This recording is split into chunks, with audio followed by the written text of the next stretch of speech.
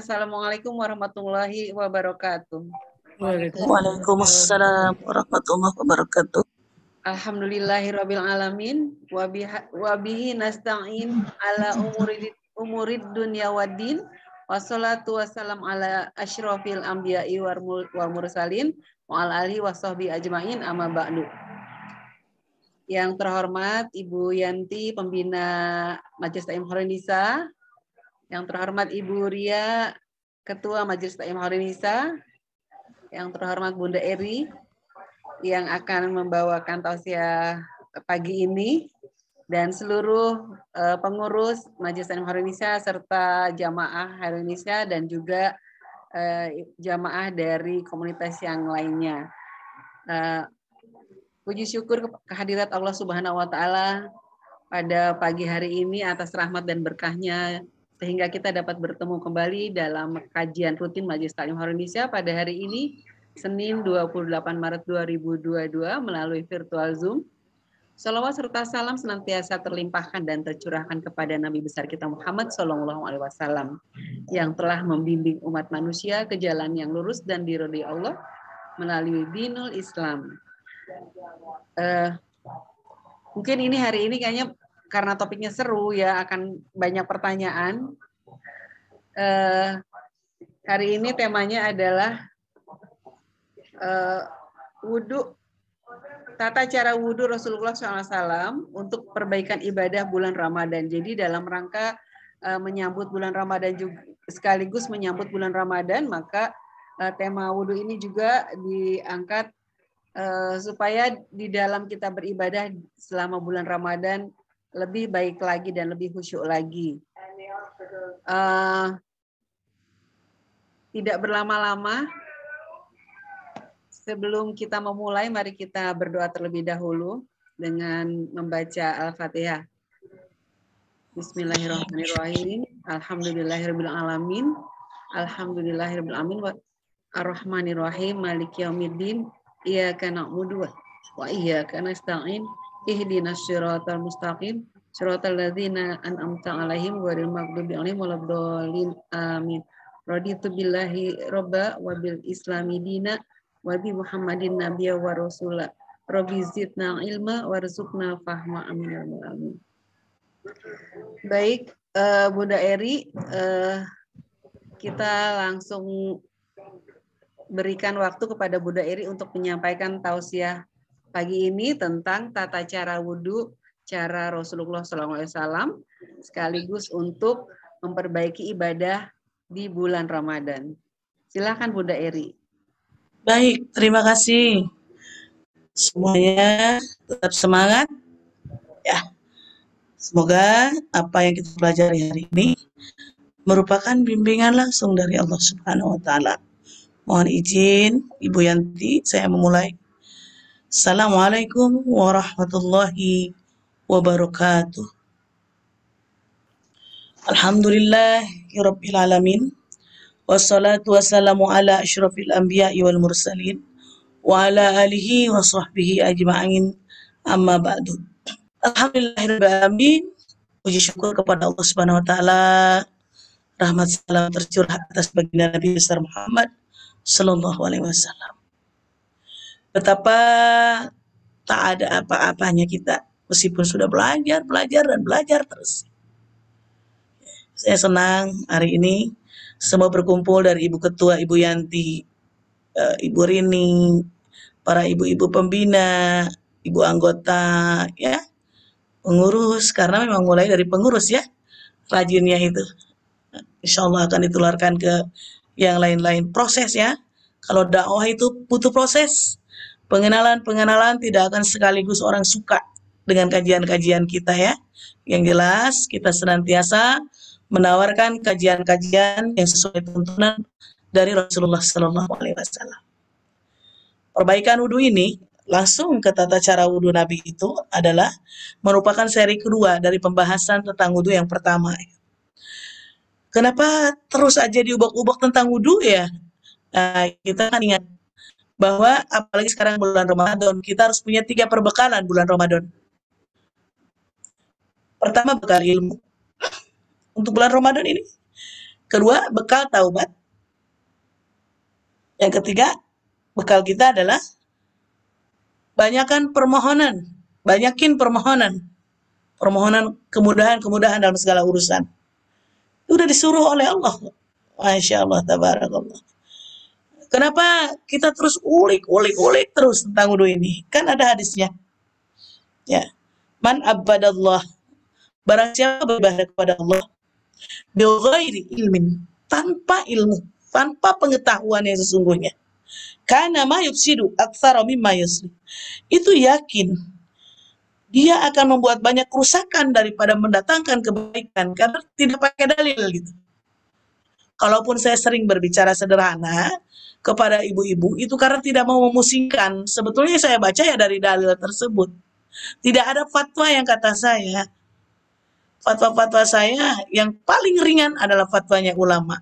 Ya, saya belum bisa berfatwa karena saya sendiri masih membaca dan mempelajari. Ya, belum punya saya fatwa sendiri.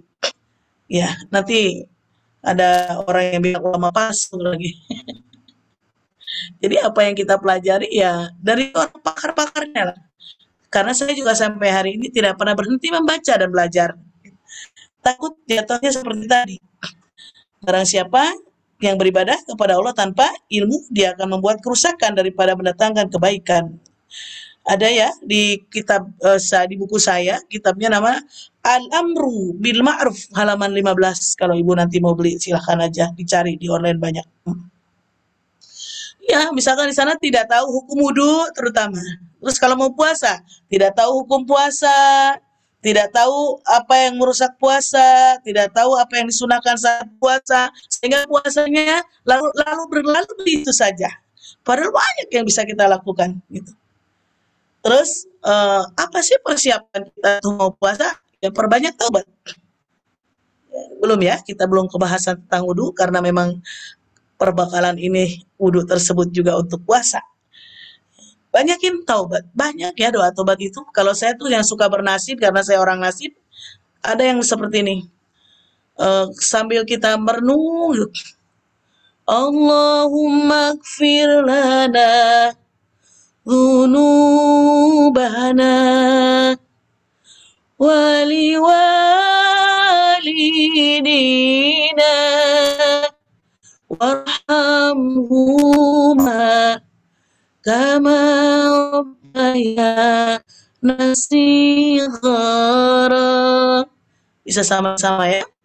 Allahumma gfir lana dhunubana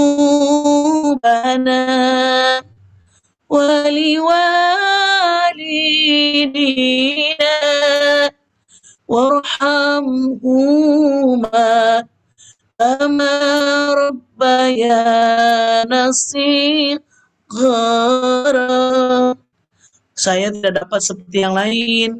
Misalkan yang lain-lain itu kalau mau puasa biasanya ziarah ke ibu bapak, atau karena saya pandemi, misalkan orang tua saya jauh di Makassar, bahkan di luar negeri, apa yang bisa saya lakukan? Berdoa untuk mereka. Allahumma gfir lana. Ya Allah, ampunilah segala dosa-dosaku. Dzunubana itu adalah dosa-dosaku. Waliwalidina, dan dosa kedua orang tuaku. Warhamhuma, dan sayangilah mereka.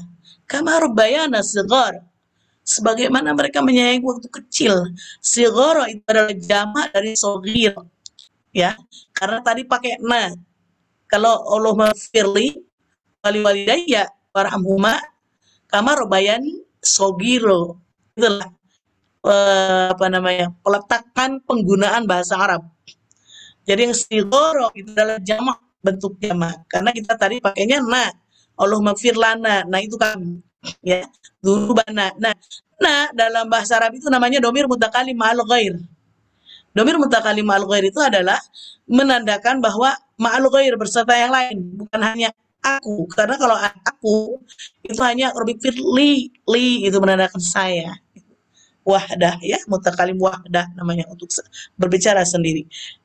Saya sedikit bahas ya tentang bahasa Arab itu. Jadi kalau ibu bertanya, doa itu ada yang Robik Firli, ada yang Robik Firlana. Boleh nggak? Boleh, gitu ya.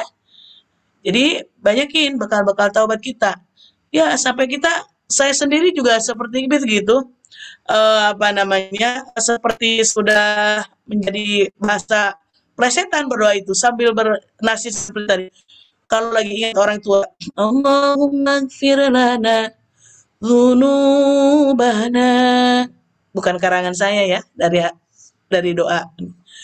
Waliwalidina warhamhuma kama rabbayana shighara. Bayang gitu. Orang tua kita kalau sudah tua itu siklusnya kembali seperti anak-anak. Maka sayangilah mereka seperti mereka menyayangi waktu kecil. Penting ya, sebelum puasa seperti ini kita muhasabah. Dulu waktu aku kecil mah pengen beli mainan, iya nak, sebentar. Belum dibeliin. Ma, aku tadi kan pengen beli mainan. Iya, 10 kali kita bicara, sampai setinggi kita bicara, ibu kita, ayah kita menjawab masih lembut. Ya, sementara ibu kita sedikit, ibu udah tua nih, ibu makan. Iya, nanti ibu makan. Mesti melihat makanan di meja. Bu, tadi kan saya sudah suruh makan. Kok belum dimakan-makan? Kedua aja kita udah mulai begitu. Iya, nanti ibu makan. Begitu ketiga. Masya Allah bu, seperti apa lagi nyuruh ibu makan. Perbedaan kita dengan orang tua kita. Jadi waktu kecil itu benar-benar sampai kita buat perbandingannya. Kalau kita gimana ya terhadap ibu kita ketika tua? Apakah kita bisa memperlakukan ibu kita sebagaimana ibu kita memperlakukan kita waktu kecil? Makanya kita mohonnya jadinya sama Allah, warhamhuma, sayangilah keduanya, kama rabbayana, sebagaimana mereka mengurusku waktu kecil, super sabar banget. Aku pipis di mana-mana, sabar orang tua. Jadi kita minta sama Allah, sayangi Allah kedua orang tuaku, sebagaimana engkau menyayangi, sebagaimana mereka menyayangiku waktu kecil, saking sabarnya. Jadi kita memohon aja sama Allah, aku tidak dapat membalas kebaikan ibu bapakku. Semoga engkau ya Allah membalas segala kebaikan-kebaikan ibu dan bapakku, sebagaimana engkau memberikan kasih sayang itu kepada seluruh para pilihan-pilihanmu. Amin ya Allah. Karena mereka telah menyayangiku waktu kecil. Ya, jadi kita harus memahami tuh kenapa sih doanya selalu ada warhamhuma kama rabbayana shighara. Kan gak hanya waktu kecil aja, sekarang juga ibu bapak menyayangi saya. Beda penanganannya waktu kecil tuh lebih luar biasa sayangnya. Ini ya gitu perbekalannya, banyak taubat, banyak mohon. Yang ketiga, banyak mohon kemudahan kepada Allah ya. Ada yang mau untuk mohon kemudahan khusus ya. Yasir lana, mudahkanlah urusan kami. Ya, yasir lana. Sering-sering ada ya di YouTube di mana gitu. Kalau kita minta kemudahan atau Allahumma yasir wala tu'assir, ada ya. Ya Allah, permudahlah jangan kau sulit. Ada lagi satu, Allahumma la sahla illa ma ja'altahu sahla wa anta taj'alul hazana idza syi'ta sahla. Ini indah sekali doanya. Ya Allah, tidak ada kemudahan kecuali yang engkau buat mudah. Dan engkau jadikan kesedihan, kesulitan, jika engkau kehendaki pasti akan menjadi mudah. Itu dari hadis sahih ya, dikeluarkan oleh Ibnu Abi Umar, Ibnu Sunni, banyak kitabnya Amal Yaum wal Lailah, amalan harian gitu. Amal Yaum wal Lailah. Sering ibu baca itu? Allahumma la sahla illa ma ja'altahu sahla wa anta taj'alul hazana idza syi'ta sahla. Boleh ibu bisa di-share di grup Khairun Nisa ya. Banyak ya doa itu. Ada lagi doain kemudahan. Ada satu lagi, Allahumma inni as'aluka fi'lal khairat wa tarkal munkarat. Ya Allah, mudahkanlah aku agar bisa melakukan kebaikan dan meninggalkan kemungkaran. Hadis Tirmizi nomor 3233 ya. Nah, itu aja sekelumit tentang persiapan Ramadan kita. Salah satunya, mari kita persiapkan Ramadan kita lebih bermakna. Mulai kita betulkan dari wudhu ya. Izin saya mau share screen ya. Silakan bersiap yang membaca hadis ya. Boleh semuanya satu-satu. Bismillahirrahmanirrahim. Mengingat kemarin kita ingin tahu banget tentang tata cara wudhu Rasulullah Sallallahu Alaihi Wasallam yang bukan dengan bahasa kita pribadi menjelaskannya, melainkan langsung dari bahasa beliau. Mari kita lihat hadis ini. Kitabnya Bulughul Maram. Kalau ada yang punya di rumah dibuka. Babnya bab tohar. Ya. Silakan saya perkenankan yang mau membaca. Bismillahirrahmanirrahim. Wa an Humran anna Utsman radhiyallahu anhu da'a bi wadu'i fa ghasala kaffaihi salasa marratin thumma madmad wastan syaq wastan saro thumma ghasala wajhahu salasa marrati thumma marrah Summa ghasala yadahul yumna ila al-mirfaq salasa marrat.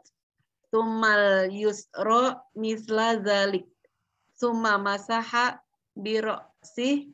Summa ghasala rijlahu al-yumna ila al-ka'bain. Boleh kok alnya dilanjutin ya. Rijlahul yumna ilal ka'baini ya.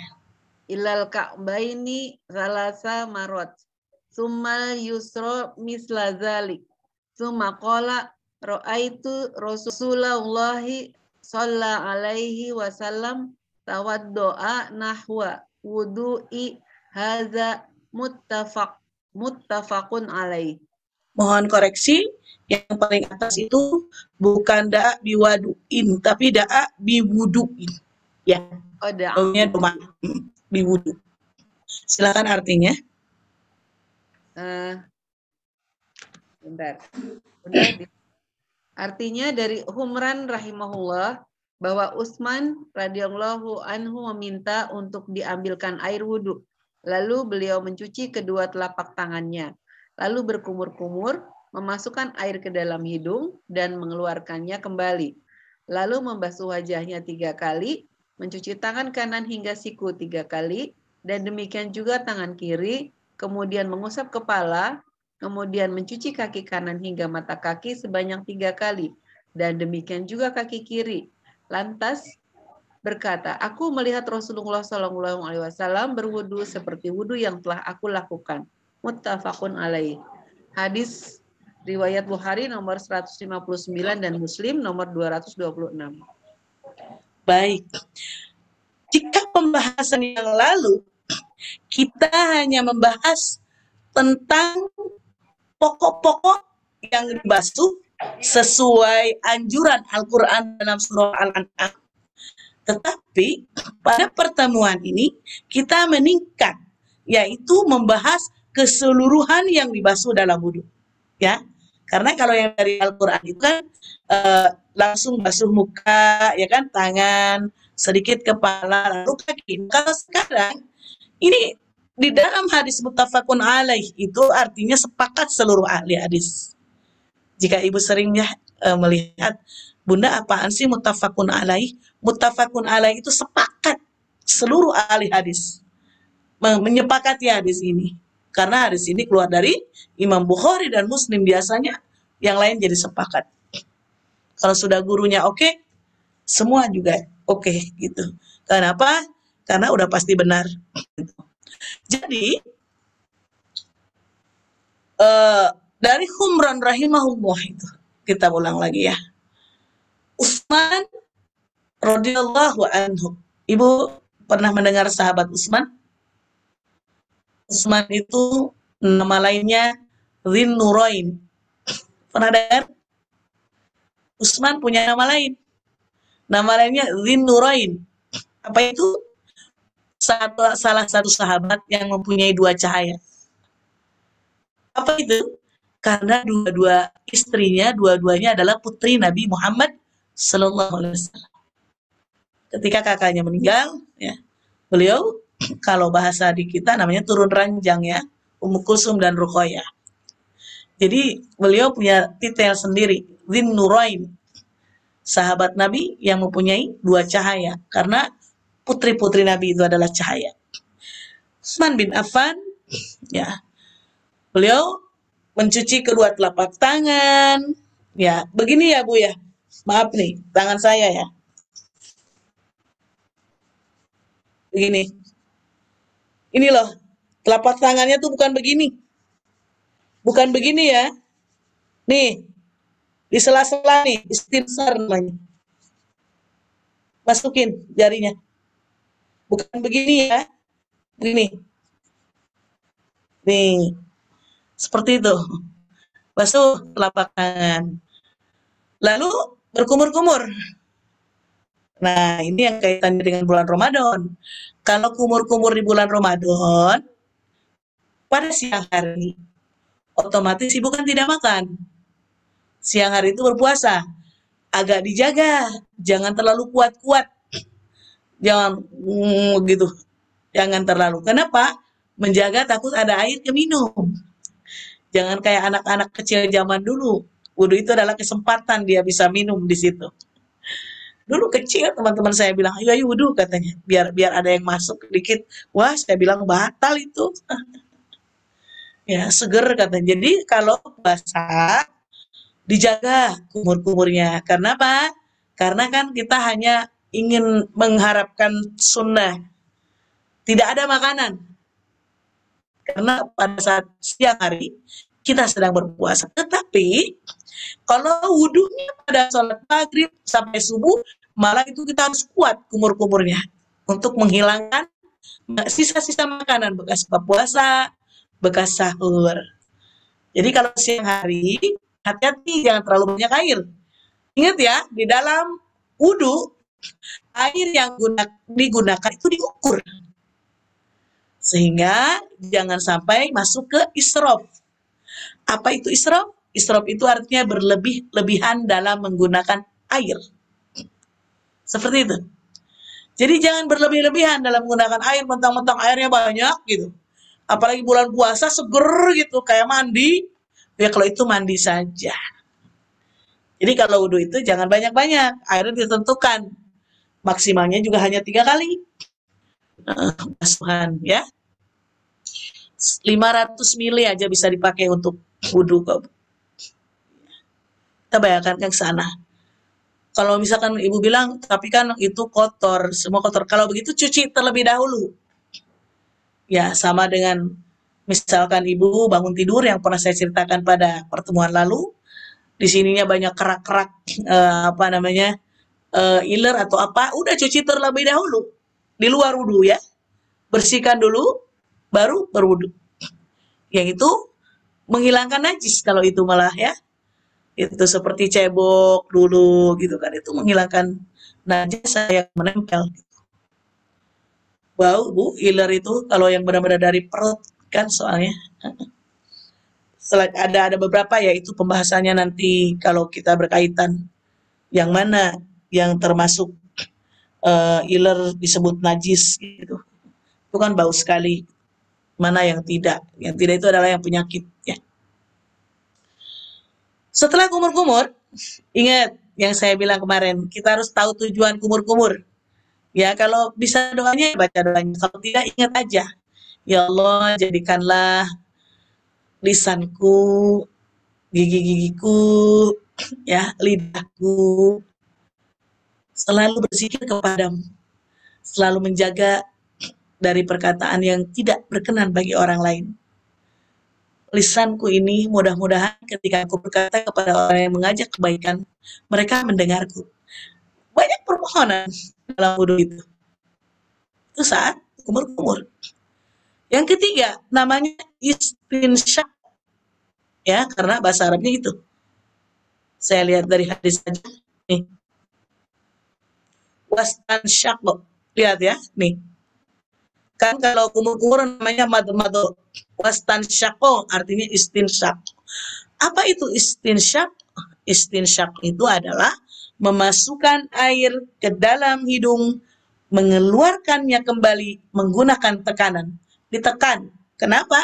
Karena takut ke sini, takut ke atas air malah jadi pusing ke kepala. Jadi begitu dihirup, hirup dekat boleh, lempar boleh gitu. Gitu. Itu namanya istinsyak. Sebetulnya puasa juga tidak batal kalau dikeluarkan kembali karena tidak ke atas, tidak masuk, hanya di sini aja. Tapi kalau untuk jaga-jaga, usap saja. Seperti itu. Takut masuk. Gitu. Ya. Jadi itu dari Rasulullah SAW. Wastansyaro berarti namanya istinsyar. Ya, ada nama-nama istilah itu diingat ya nama-nama istilahnya, Bu. Istinsyar, memasukkan air ke dalam hidung, mengeluarkannya kembali dengan tekanan. Lalu mencuci, membasuh wajah. Lalu mencuci tangan hingga siku ya. Hingga siku berarti nyucinya bukan dari siku ke bawah. Karena perkataannya juga mencuci tangan hingga siku. Kalau ibu mencucinya begini itu udah nggak sesuai sunnah. Ya, hati-hati. Jangan nyucinya siku nih. Kadang-kadang sikunya ini yang disodorkan ke keran. Saya sering lihat masalahnya. Bu, saya bilang wudu mencuci tangan itu bukan dari sini ke sini, dari sini turunin ke siku, turun mengalir sendiri. Yang pertama sambil diusap-usap biar rata. Agar apa? Agar basuhan kedua dan ketiga mendapat pahala sunnah. Karena yang pertama membasuh tangan termasuk wajib. Yang wajib yang kita bahas waktu lalu. Ya, seperti itu. Mudah-mudahan gampang dipahami. Tangan kiri juga sama. Lalu mengusap kepala. Habis itu kepala itu kepala, bukan rambut yang saya maksud. Jadi rambutnya ngikut. Kulit kepala. Berikut rambut. Kalau ada rambut, kalau tidak ada ya tidak. Kemudian mencuci kaki kanan hingga mata kaki. Dan di sela-sela jarinya itu kita gosok. Kalau tidak ada madarat atau tidak sakit atau bisa bungkuk karena ada ibu-ibu yang udah nggak bisa nunduk malah jatuh gitu kan. Kayak saya gemuk begini nih kadang-kadang membuat penahanan dulu karena mau jari-jari kita biar kena air gitu. Seperti itu. Itu jurus sehat ya, jurus sehatnya Rasulullah SAW. Mengapa Rasulullah tidak pilek, tidak flu? Karena istinsyaknya benar. Tuh. Jadi kalau pengen membersihkan kotoran dari hidung dan rongga hidung, caranya adalah istinsyak yang benar gitu. Hadisnya sudah sangat jelas banget ya bahwa Nabi melakukan istinsyak. Apa tadi? Memasukkan air ke dalam hidung, lalu mengeluarkannya kembali dengan tekanan. Itu penting. Ya, sudah sampai kaki ya. Kakinya 3 kali juga. Kenapa seperti itu wudunya? Karena aku melihat Rasulullah Shallallahu Alaihi Wasallam berwudu seperti wudu yang telah aku lakukan ini. Gitu. Utsman bin Affan itu, ya, yang berwudu. Seperti itu ya. Nanti siap yang mau membaca hadis yang kedua. Bismillahirrahmanirrahim. Mencuci tangan setelah bangun tidur sebelum mencelupkan dalam bejana. Dari Abu Hurairah radhiyallahu anhu disebutkan, jika salah seorang di antara kalian terbangun dari tidurnya, janganlah ia mencelupkan kedua tangannya ke dalam bejana air, hingga ia mencucinya terlebih dahulu 3 kali, sebab ia tidak tahu apa yang dipegang tangannya tadi malam. Muttafaqun alaih, lafaz ini dari Muslim. Hadis riwayat Bukhari nomor 162 dan Muslim nomor 278. Ya, ini perintah mencuci tangan terlebih dahulu 3 kali. Yang tadi itu yang di awal gitu. Ya, sebelum ke kumur-kumur, sebelum istinsyak dan istinsar. Ibu jangan ketukar ya. Istinsyak memasukkan air ke dalam hidung. Istinsar mengeluarkan kembali dengan tekanan. Ingat itu. Istinsyak dan istinsar. Ini, silakan selanjutnya baca hadisnya yang tentang membersihkan hidung ini. Bu Rini mau baca? Silakan. Banyak ya dalilnya ya, harus kita keluarkan semua. Boleh, Bu. Disyariatkan membersihkan hidung ketika bangun dari tidur. Dari Abu Hurairah radhiyallahu anhu, ia berkata, Rasulullah Shallallahu alaihi wasallam bersabda, jika salah seorang di antara kalian terbangun dari tidurnya, hendaklah ia istinsyar, mengeluarkan air dari hidung setelah menghirupnya. Dilakukan sebanyak 3 kali. Karena setan bermalam di dalam lubang hidungnya. Alaih. Hadis riwayat Bukhari nomor 3295 dan Muslim nomor 238. Kan orang kadang-kadang ada aja yang nanya, kenapa harus seperti itu? Kenapa air harus istinsyak? Setelah istinsyak kenapa harus istinsar? Kenapa habis dihirup harus kan keluar? Jawabannya udah dijawab sama Ibu barusan. Apa katanya, Bu? Ini jawabannya nih.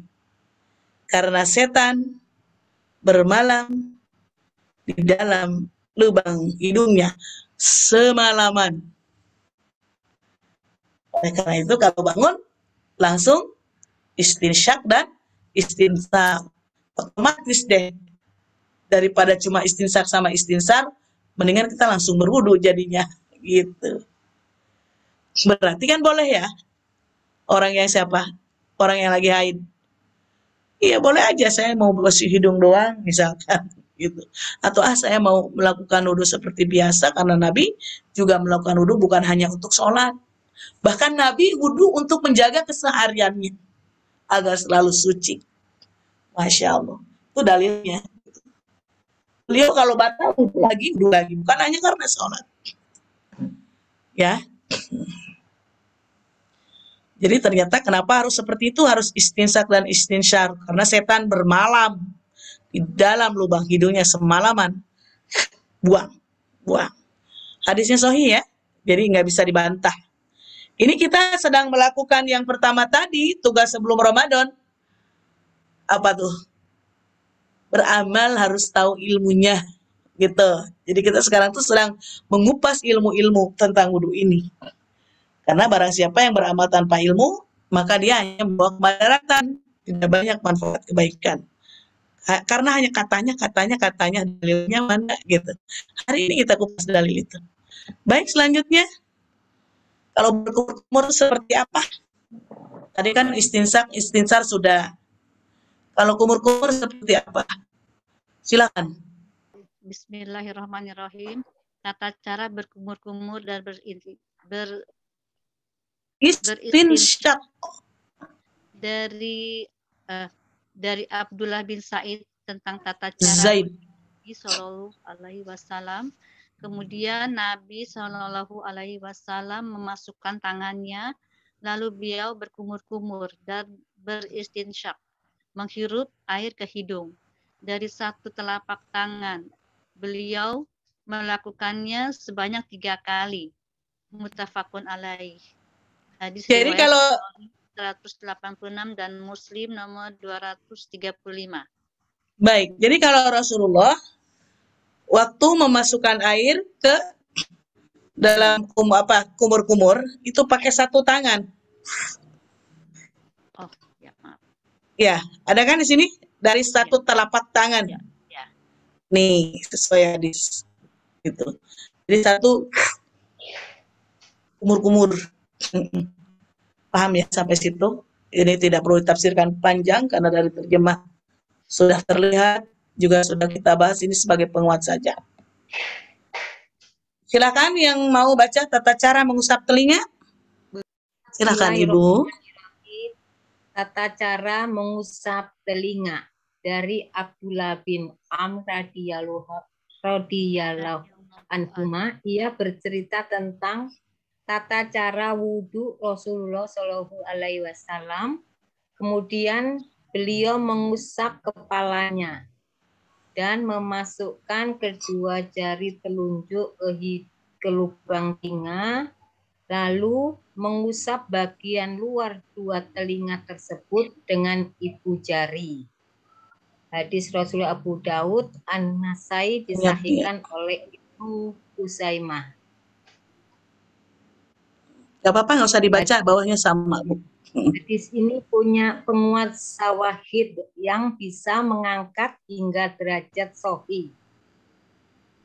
Lihat Minha al-Alam fi Sarh-Bulughul Maram. Syarah Bulughul Maram. Ya. Baik, di sini cara mengusap telinga, Ibu telunjuk nih. Kita ikutin ini. Ya. Setelah basuh kepala, ya kan kita mau fokus di mana? Di lubang telinga. Telunjuk nih ya. Ini yang saya tunjuk. Telunjuk ke lubang telinga. Coba yuk sekarang. Telunjuk ke lubang telinga biar kebiasaan. Ditekan. Nah, lalu jempolnya di luar diusapkan dari atas ke bawah, atas ke bawah.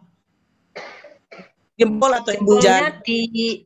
Jempolnya luar, di luar telinga. Di daun telinga. Di daun telinga, ya. Betul, daun telinga. Berarti saya selama ini terbalik dari bawah ke atas, bukan dari atas Oh, ke dari bawah. atas. Dari atas ke bawah. Coba saya nih. Ya. Begini, atas kan tuh. Kepala dan Bukan terbalik kali, setelah ke bawah, nariknya dari bawah lagi ke atas, memang begitu kan? Iya, begitu. Oh iya. Ya, karena mau ke atas lagi, bolak-balik. Iya. Seperti itu ya. Jadi pastikan telunjuknya di dalam lubang, ya. Digosok-gosok gitu. Masya Allah, itu kita belum membahas kaitannya dengan ilmu kesehatan, ini luar biasa ini. Ini Bu Aisyah Dahlan aja yang bahas. Saya juga punya modulnya ada gitu. Jadi kaitan-kaitannya kenapa basuh telinganya begini, kenapa itu luar biasa sekali. Semakin kita semangat berwudu, karena wudu itu selain berpahala dan menunaikan tugas, juga ternyata wudu itu menyehatkan, ya. Itu yang rahasia di balik perintah wudu kemarin kan, ya udah kita bahas. Ada lagi yang mau baca rukun dan sunnah wudu? Bismillahirrahmanirrahim. Rukun dan sunnah wudu dari matan takrib atau matan Abu Syuja. Wadu'a. Al-wudu. Di bawahnya aja boleh. Ya. Al-wudu faraidul wudu'i wa furudul wudu'i satu asya'a. Wa furudul wudu'i asya'a. Sittatu Asya. Asya. An-niyatu inda ghuslil wajhi. Ghusli wajhi.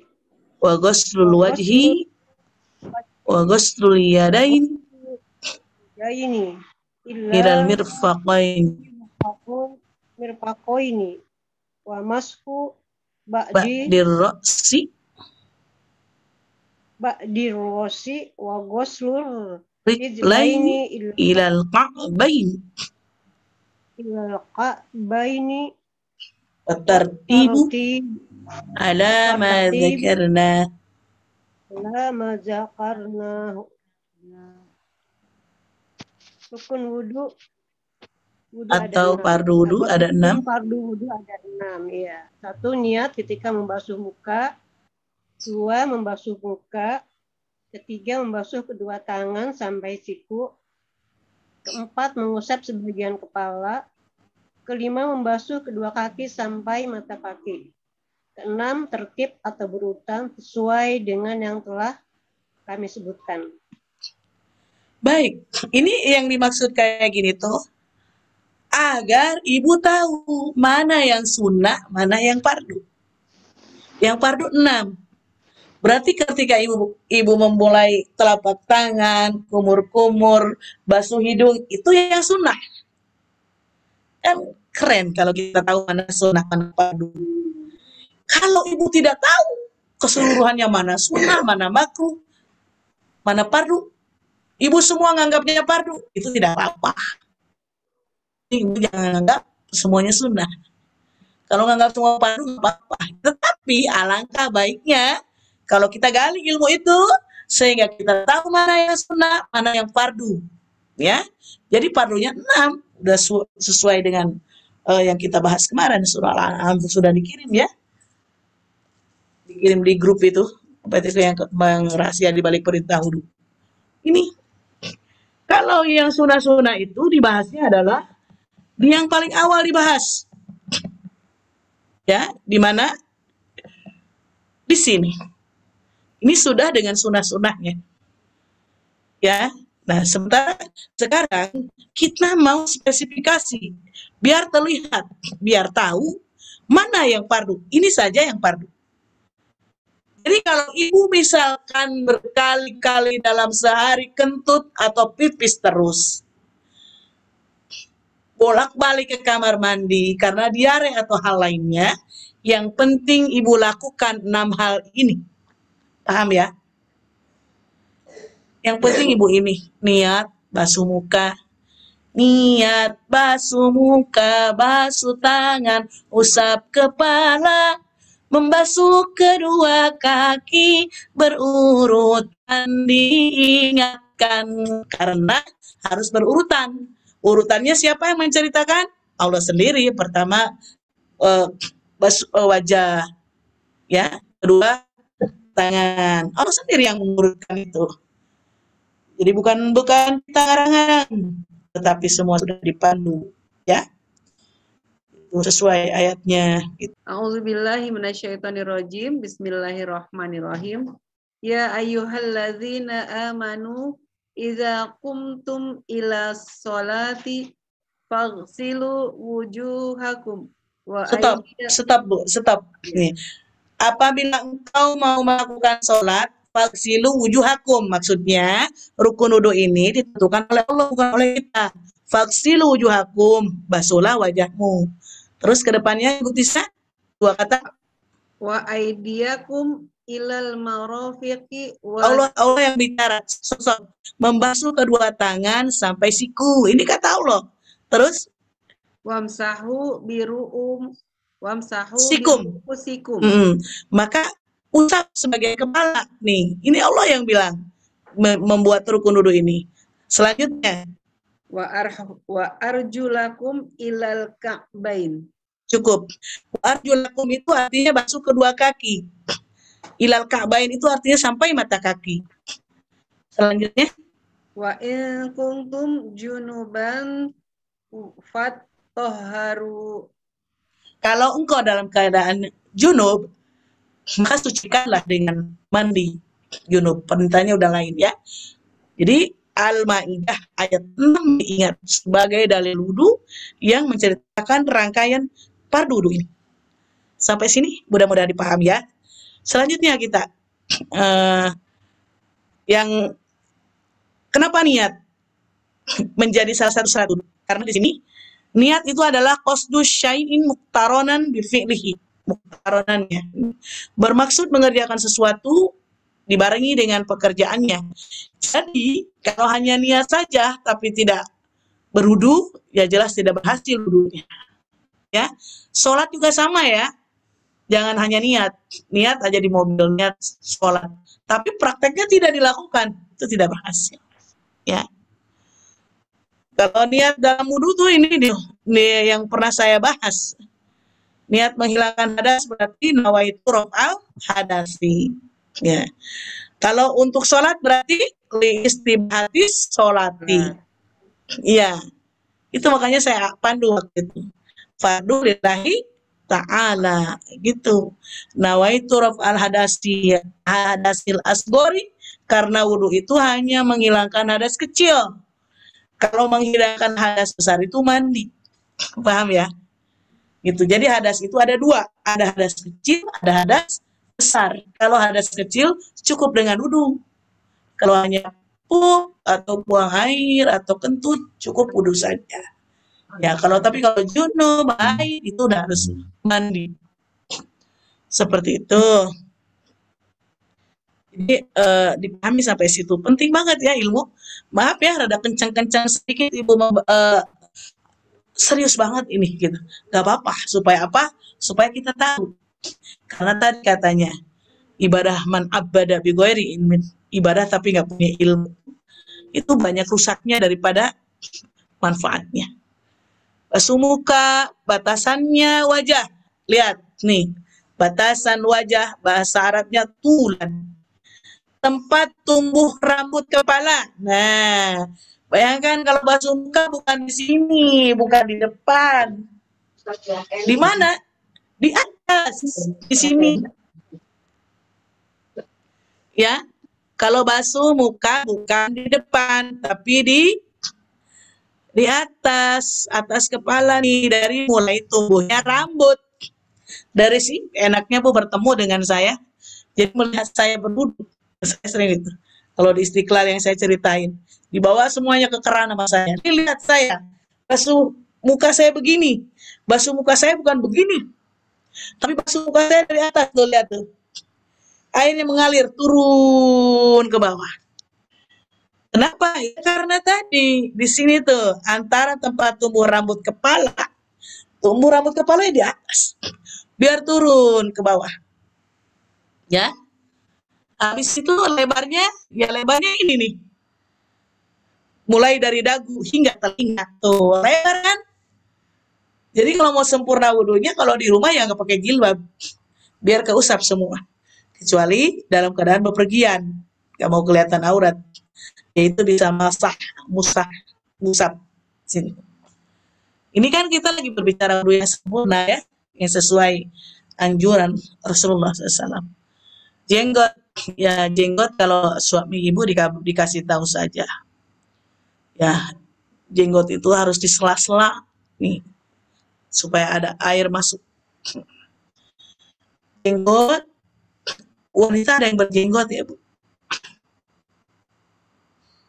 Ada juga yang hunsa, yang punya kemaluan ganda. Intinya wajib mengenai kulit, meskipun ada jenggot di sini. Jangan hanya sampai jenggot, tapi harus ke kulit, makanya ini harus disela-sela. Ya. Ketika membasuh muka, wajib juga membasuh sebagian kepala. Ya. Pada kitab ini ada yang bilang boleh sebagian leher, Ibu suka lihat ya, tapi ada sebagian tidak perlu. Jika tidak memiliki siku, maka dikira-kira saja, kan banyak yang cacat ya, yang ini difabel itu. Jadi ini pengecualian. Ini masih pardudu mengusap kepala, caranya gimana? Mengusap sebagian kepala itu kalau saya bukan dari atas, tapi dari dalam. Jadi jari saya dimasukkan ke dalam rambut supaya menyentuh kepala. Kalau dari atas, saya khawatir airnya sedikit, tidak sampai ke kulit, hanya sampai rambut, ada AC keburu dingin. Jadi makanya diambil dari dalam, ngebasuh ke kulit kepala. Seperti itu ya, bisa singkat saja. Supaya nanti ada sesi pertanyaan, karena udah pukul 11, Ibu Tisa. Ya Bunda, lanjut aja. Jadi, jika berwudu memakai khuf, maka ia mengusap khuf, mencuci kedua kakinya. Membasuh kedua kaki ini mencakup membasuh bulu rambut hingga silatin, kelenjar atau teguk antara kulit dan daging. Juga jari yang lebih, kalau ada jari-jari yang lebih. Di sela-sela ya, kaki. Tertib, ya jika lupa urutan, tidaklah cukup, wudu harus diulang. Jadi nggak berurutan, saya sesuai suka-suka saya tangan dulu baru muka gitu. Atau kaki dulu baru ke muka, baru nggak bisa, harus diulang. Harus sesuai urutan yang sudah Allah pandu di dalam surah Al-Maidah ayat 6. Al-Maidah ayat 6, ingat ya. Itu urutannya harus sesuai itu. Wajah dulu, baru kepala, baru tangan, baru kaki. Itu namanya tartib. Syarat wudhu, jadi ada syaratnya juga ini. Siapa yang boleh berwudhu? Dia Islam, dia tamyiz. Tamyiz itu berarti sudah ngerti, ya, udah balik. Airnya harus suci, ya. Meskipun air kelapa itu suci, tapi tidak menyucikan. Air yang suci dan mensucikan itu ada 7 macam sebetulnya. Ada air hujan, air sumur, air sungai, air embun. Ya, itu jadi kalaupun air-air itu air kelapa, air apa itu suci tapi tidak mensucikan. Itu untuk diminum, dimakan, ya. Syarat sahnya wudhu tidak ada penghalang hissi maupun syar'i. Kalau hissi itu berarti ada kotoran yang menghalangi air terkena anggota wudhu. Kotoran bukan hanya kotoran, kadang-kadang cutek yang berbahan plastik tidak menyebabkan air masuk, terhalang. Kalau penghalang syar'i, haid atau nifas. Kalau haid sama nifas kan nggak sholat. Jadi kebanyakan kan tidak berwudu gitu loh. Kalau mau berwudu untuk hal lain tidak apa-apa, tapi tidak ada kewenangan untuk sholat gitu. Paham ya? Penghalang itu namanya. Saya berhalangan. Bu, kok belum berwudu udah juhur? Saya berhalangan. Saya cuci muka aja, itu boleh. Ya? Seperti itu. Saya cuma istinsak gitu. Karena orang haid itu kadang emosinya suka nggak stabil, itu berarti karena gara-garanya tidak berwudu ya. PMS gitu.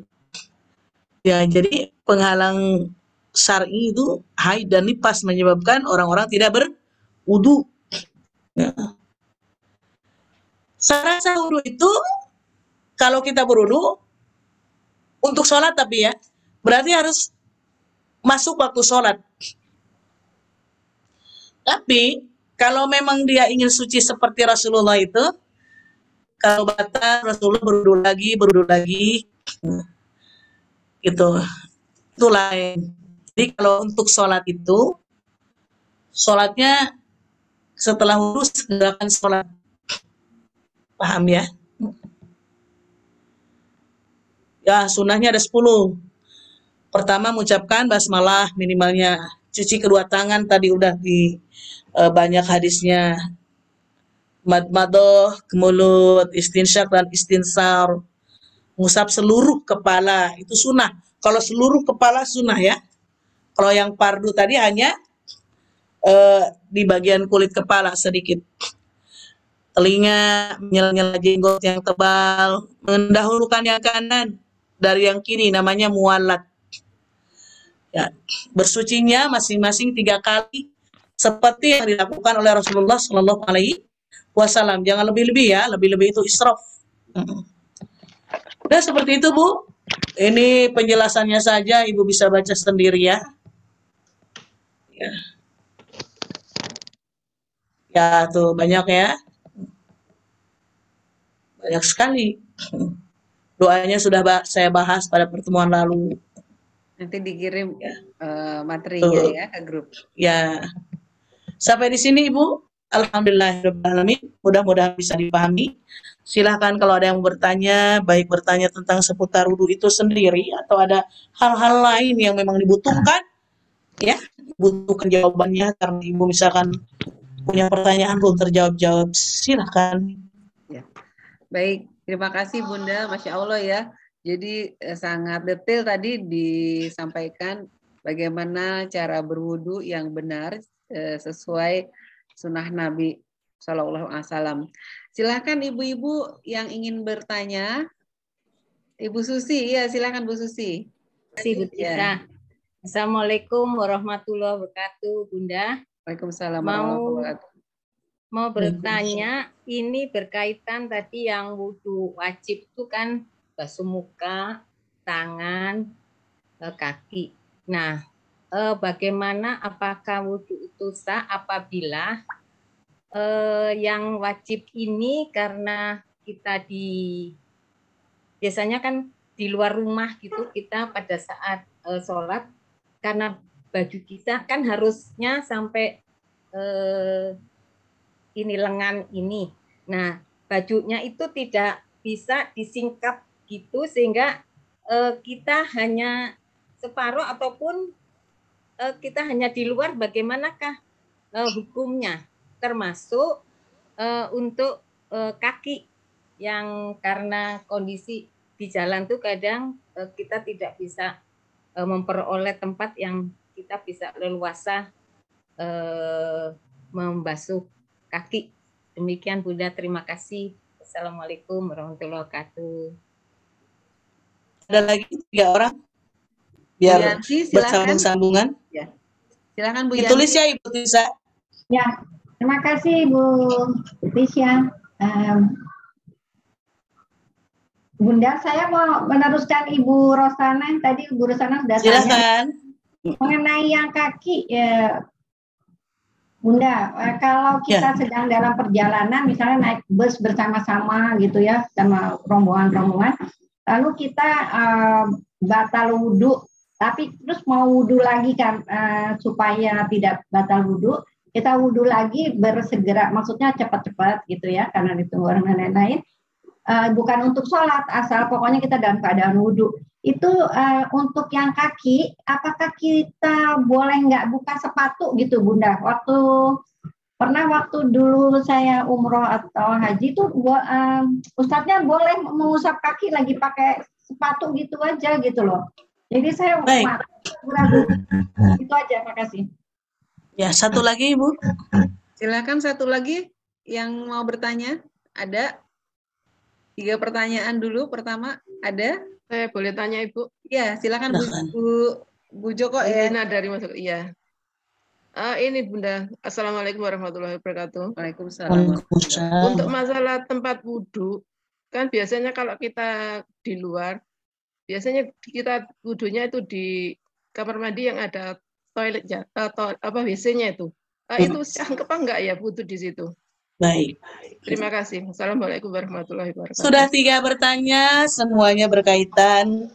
Saya ingin membahas pertanyaan ini menjadi sebuah tema.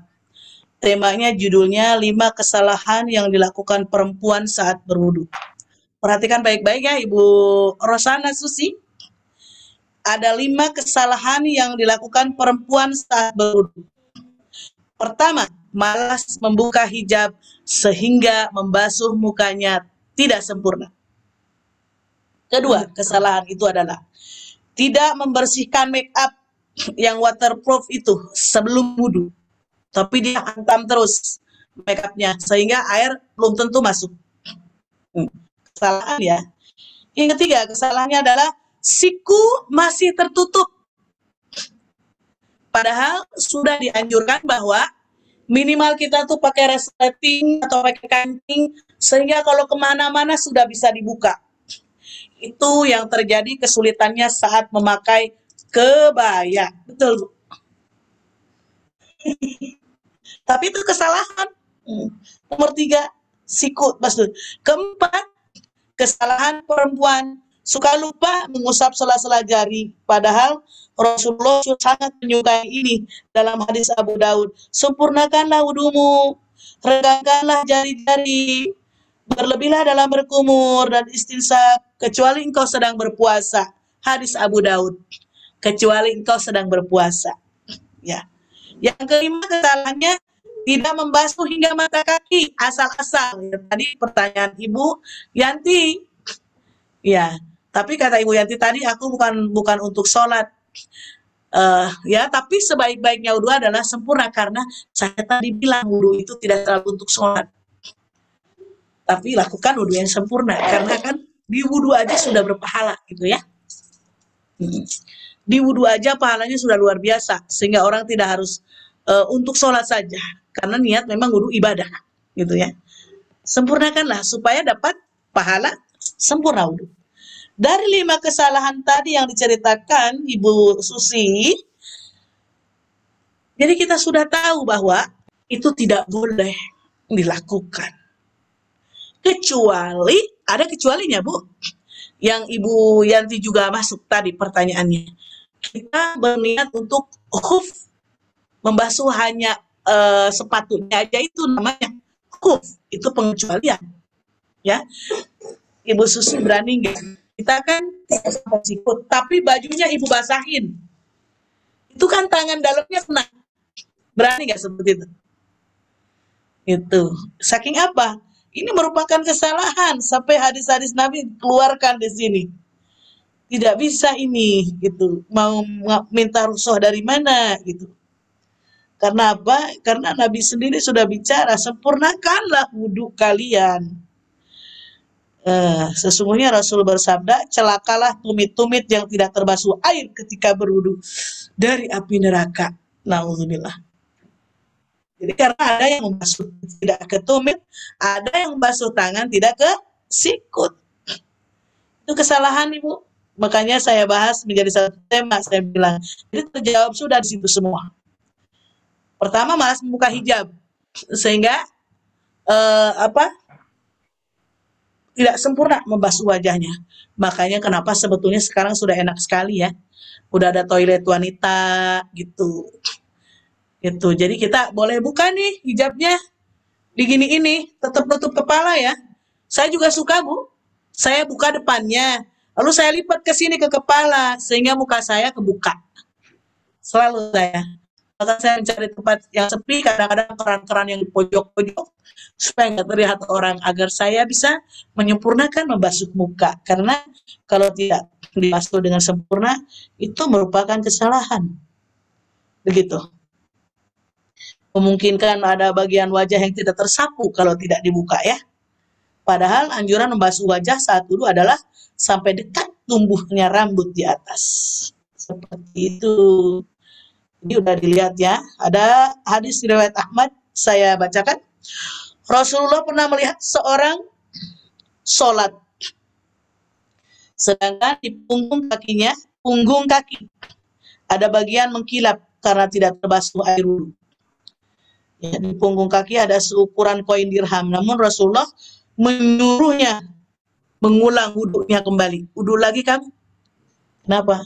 Karena di punggung kaki masih kelihatan mengkilap, belum kebasuh. Saking apa itu? Saking disuruh disempurnakan setiap basuhan-basuhan wudhu. Jadi apapun alasannya, air harus mengenai area yang sudah diwajibkan, apalagi itu bukan perkataan siapa-siapa, tapi perkataan Allah Subhanahu wa Ta'ala dalam surah Al-Maidah ayat 6. Jadi berarti carinya Ibu Susi, cari solusi ya. Cari solusi. Bagaimana caranya tetap sampai sikut. Mohon maaf, saya juga pernah punya baju baru ya. Belum lama ini saya punya baju baru, teman saya buatkan, Ibu Agustina, teman saya dulu di Livia, buatkan. Saya tidak melihat kalau dia tidak menggunakan kancing atau apapun. Kalau nggak salah saya perginya ke Defak Sawangan situ. Saya mau sholat, begitu sholat saya ini susah nariknya. Apa coba Bu? Saya robek. Pakai apa ya? Pakai kunci entah pakai apa? Saya robek jahitannya Bu. Ya, dibantu sama Kalisma. Ini Bunda segininya. Iyalah, saya bilang saya nggak mau, nggak sempurna, dirobek aja. Gitu. Robek-robek ke situ sama Kalisma, dibawa ke tukang jahit, dia rapihkan, akhirnya dia kancingin, gitu, dikancing. Maka kalau ada baju yang kayak gitu, pada akhirnya kita pakai ini. Pakai apa sih Bu yang di dalam itu? Pakai yang kayak manset aja. Pakai resli. Oh, manset tangan, manset tangan. Manset tangan. Ya. Akhirnya karena baju itu dibedah gitu loh. Seperti itu. Saat wudhu bisa dibuka. Segitunya, karena saya tahu itu hukum syariah. Hukum syariah itu tidak bisa diganggu-gugat. Ya. Siku yang masih tertutup itu sampai Bunda. Ya. Itu Al-Maidah ayat 6 Ibu ya. Hai orang-orang yang beriman, apabila kamu hendak mengerjakan salat, maka basuhlah tanganmu sampai dengan siku. Tidak bisa saya ganggu-gugat. Lalu yang itu Bunda yang dari Bu Yanti, yang wudhu di dalam toilet tidak masalah, apalagi toilet zaman sekarang itu mewah-mewah. Di zaman dulu kan Rasulullah SAW itu toiletnya itu ya kayak di Indonesia zaman dulu juga, berarti di sana kan gurun-gurun ya. Kalau di Arab itu bukit-bukit bebatuan. Jadi ada semacam jamban-jamban di mana-mana gitu terbuka, tempat-tempat terbuka. Jadi kenapa sih sebetulnya nggak boleh bersuci di tempat yang masih bau pesing gitu. Nah itu saya sendiri, kalau misalkan saya wudhu di toilet tersebut, saya sebor-sebor dulu agar bau-bau najisnya itu hilang. Itu aja sebetulnya. Tidak ada pantangan. Dan dulu juga kita tidak ada tempat wudhu khusus ya. Dulu nenek kita, kakek saya sendiri, kalau di kamar mandi, dia membuat keran sendiri, bukan keran yang dibeli sekarang. Itu ember bekas cat, saya masih ingat deh. Ember bekas cat beliau bolongin seukuran telunjuk. Iya, ditutup. Ternyata itu buat wudhu gitu. Karena biar khusus airnya katanya, biar nggak kena kecipratan, biar nggak kena mustamal. Dan itu dilakukan di kamar mandi. Tidak masalah ya. Tidak ada kekhususan harus tempat wudhu seperti yang disiapkan pada zaman sekarang. Di dalam toilet boleh saja. Tapi kalau sekiranya orang-orang antri, kita di dalam lama-lamain, padahal di luar ada keran, mungkin di dalam toiletnya karena kasusnya semacam Ibu Susi tadi, bajunya tidak bisa dibuka tangannya, akhirnya dia berwudu, bajunya digantung. Bisa jadi begitu, saking pengen sempurna. Itu solusi juga, Ibu. Saya pernah begitu juga tuh Bunda. Nah, boleh. Kan di dalamnya kan pakai celana. Seperti itu ya. Sampai dibuka bajunya karena nggak bisa ditarik tangannya. Iya, akhirnya masuk ke toilet deh. Soalnya bajunya nggak bisa, daripada sikut nggak kebasuh. Terus saya pakai celana legging ini dalamnya. Kalau Ibu Ria pakai handuk ya, pakai Ibu Yanti. Saya kan pakai handuk. Tapi kan kalau lagi berjalan keluar nggak mungkin pakai handuk ya. Yang ada di toilet handuk orang. Iya. Yang tadi akan Bu Eti. Itu tadi mengenai yang mandi kita di rumah kalau pakai shower. Tadi kan waktu mau wudhu kan pakai anduk. Tapi menurut kajian Bunda yang lalu harus pakai baju dulu. Jadi bagaimana itu Bunda? Oh, kajian yang lalu juga saya Ibu Yanti itu saksinya.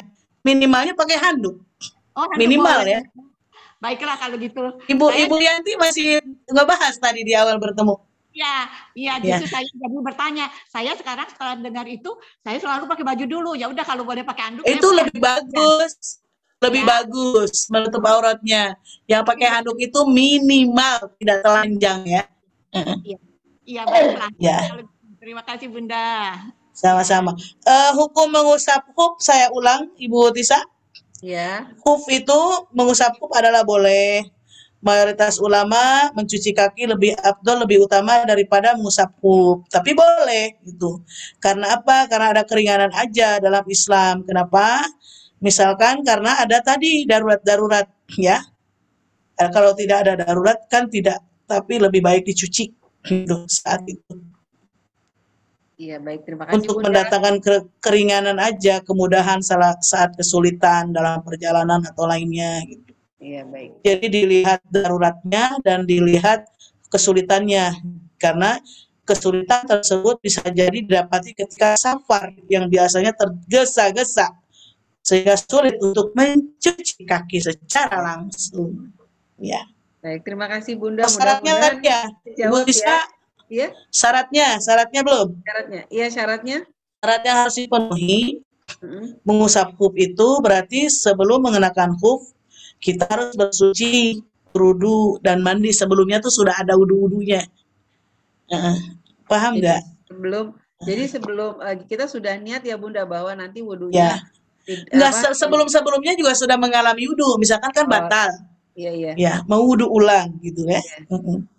Itu hadisnya itu, sebentar saya cari hadisnya. Biarkan keduanya tetap kukenakan karena aku telah memakai keduanya dalam keadaan bersuci sebelumnya. Jadi sebelumnya sudah bersuci.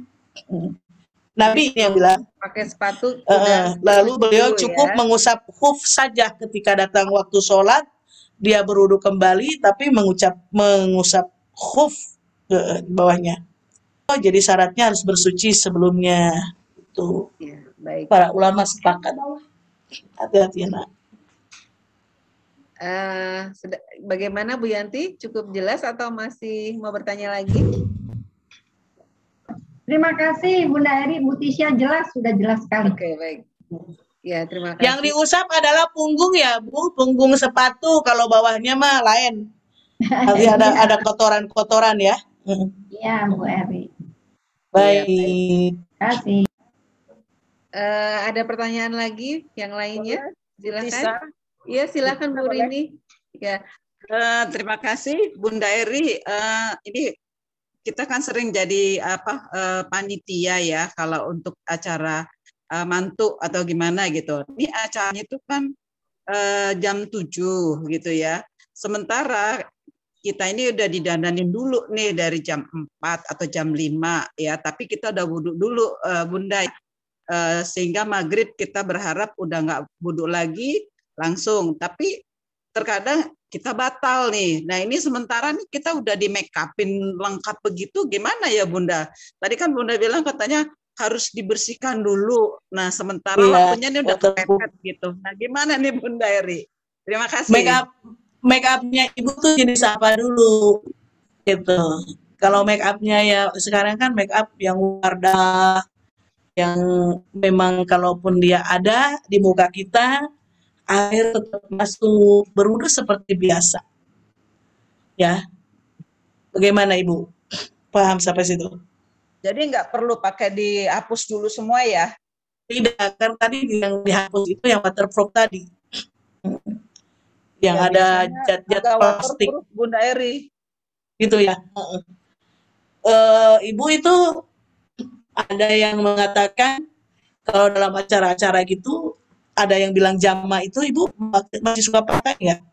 Berpendapat di jama aja. Apakah Ibu Rini menggunakan cara itu? Maksudnya maksudnya ya? Iya, maksudnya Bu Rini gini, kan waktunya pas maghrib itu acara jam 7 maksudnya gitu. Jadi maksudnya gini, ada juga orang yang berpendapat bahwa sholatnya di jamaah aja gitu. Isya gitu. Apakah Bu Rini menggunakan cara itu? Pertanyaannya Bunda itu. Ya. Kalau saya biasanya kalau keluar kota iya, tapi kalau di dalam kota enggak, Bunda Eri. Berarti berwudu aja seadanya ya? Oh nggak apa-apa ya? Iya, berwudu seadanya. Maka saya bertanya tuh dikembalikan ke kebiasaan Ibu. Karena suka ada, Bunda aku mah biasa jama. Karena saya tahu Rasulullah SAW aja pernah menjama padahal Nabi di masjid itu juga dan rumah Nabi itu dekat. Saat apa? Saat Nabi hujan besar gitu. Takut tidak bisa kembali ke masjid gitu. Jadi ada daruratnya padahal dalam bisa kota. Ya Bunda Eri ya? Bisa ya? Makanya saya tanya, Ibu itu pernah nggak melakukan tidak melenceng sih, dalilnya ada gitu. Pernah nggak seperti itu dalam darurat? Seperti sekarang memang tidak harus keluar kota, tapi di dalam kota, tapi macetnya luar biasa. Misalkan daripada tidak sholat sama sekali, ada orang yang sholat di mobil. Saya malah sering menyaksikan orang-orang sholat di pinggir jalan kereta, Bu. Iya, di duku atas waktu saya masih bertugas di BI itu, bertugas ngaji, bukan bertugas bank ya, ngajar di Bijuo, di BI itu.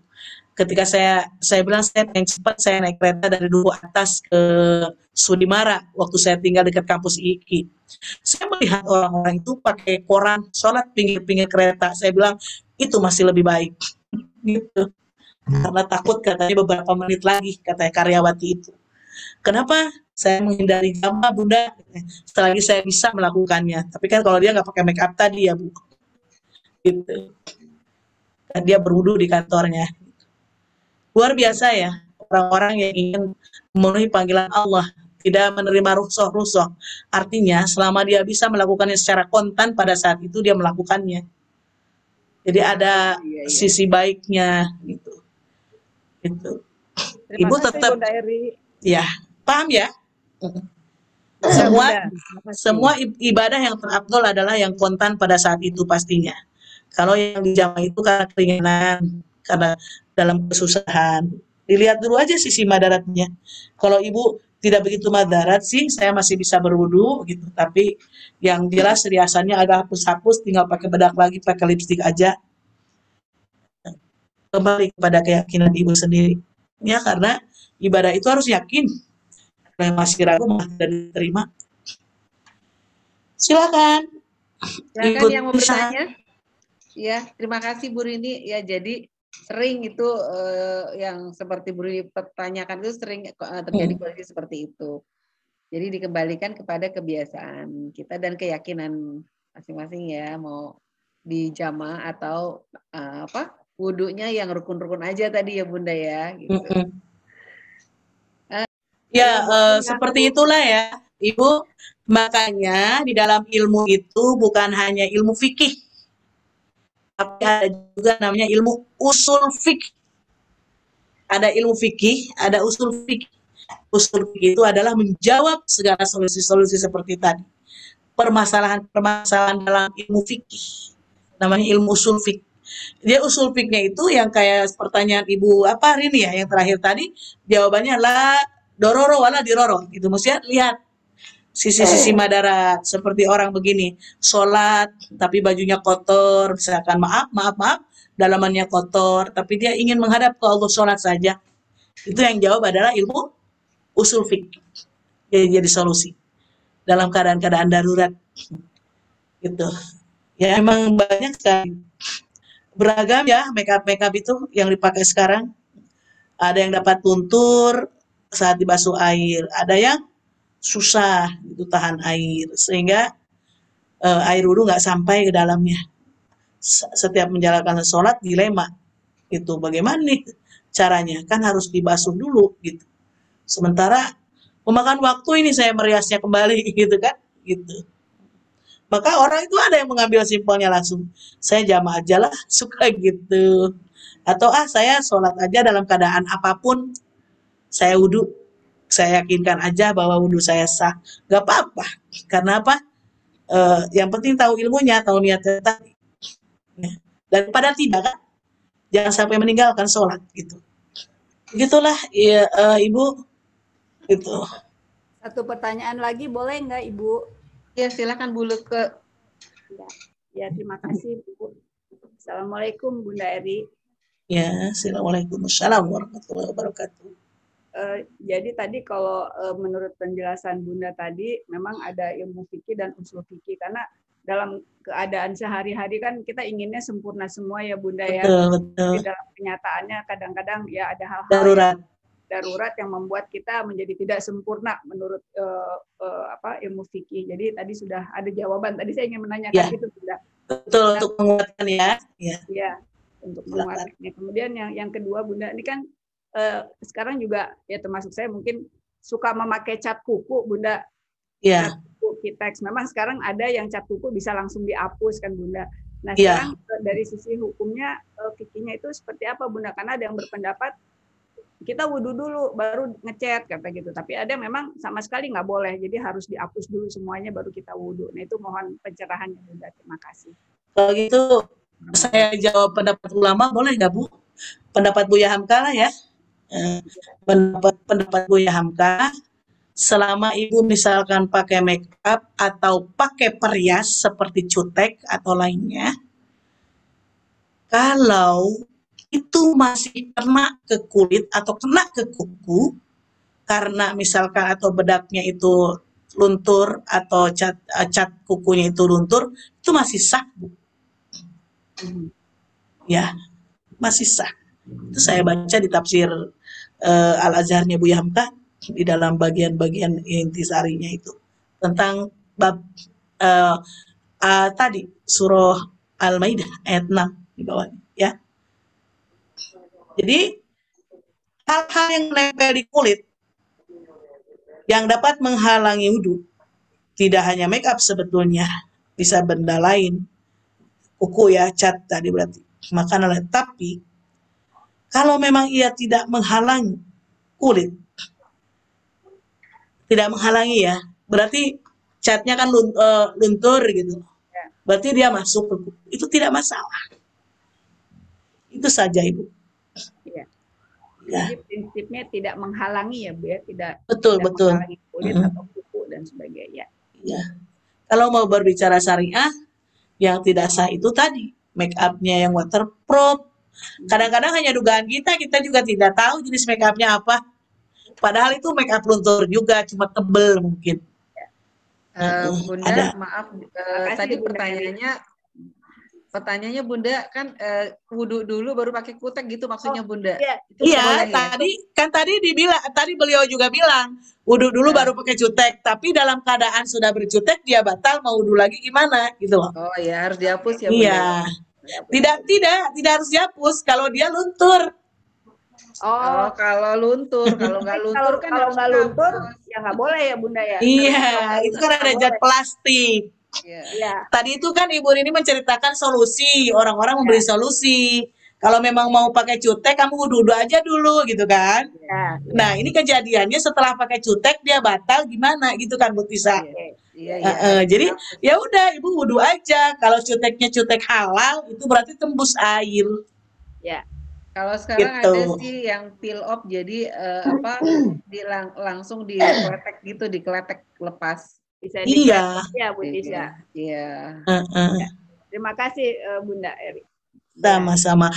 Yang cutek halal itu kalau yang jelas yang sering saya pakai itu adalah namanya yang henna itu pacar kuku.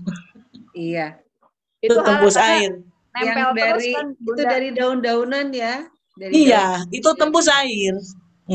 Karena kan itu tidak melapisi kuku, tapi dia meresap ke dalam kuku. Sebetulnya yang membuat terhalangnya ke kulit wajah atau ke kuku karena ada zat plastik termasuk ke rambut kalau ngecat rambut. Kalau kita ngecat rambut ada zat-zat plastiknya